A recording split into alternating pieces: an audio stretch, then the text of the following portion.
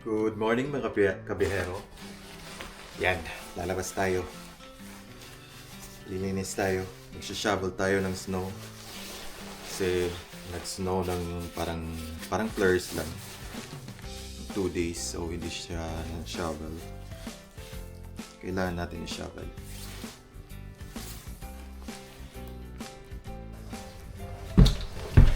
Yan, lalabas tayo. Kailangan din natin linisin yung car kasi gagamitin ko mamaya mag-road test, driving test. Medyo maraming snow yung nakadikit. Oh, kalimutan ko yung susi.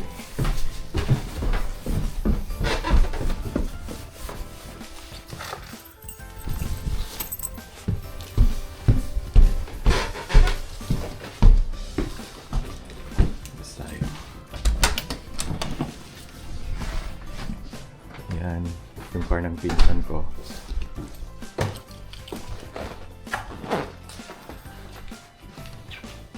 Bumili kami ng shovel kahapon. So, ito.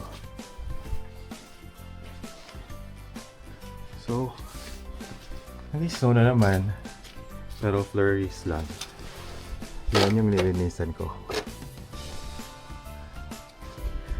Let's go, start na tayo.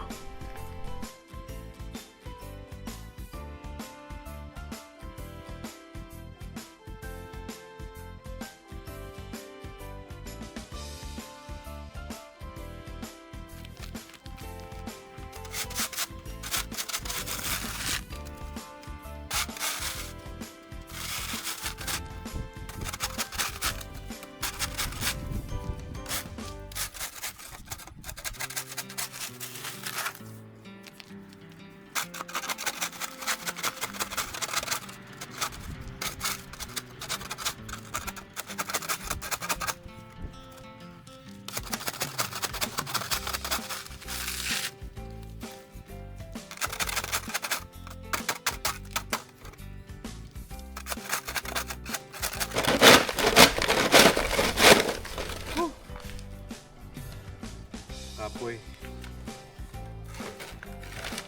Ito yung mahirap ng part pag yung snow nag-freeze dyan sa dito sa cement. Ang hirap tanggalin. Pag hindi mo tinanggal, mag-slide ka.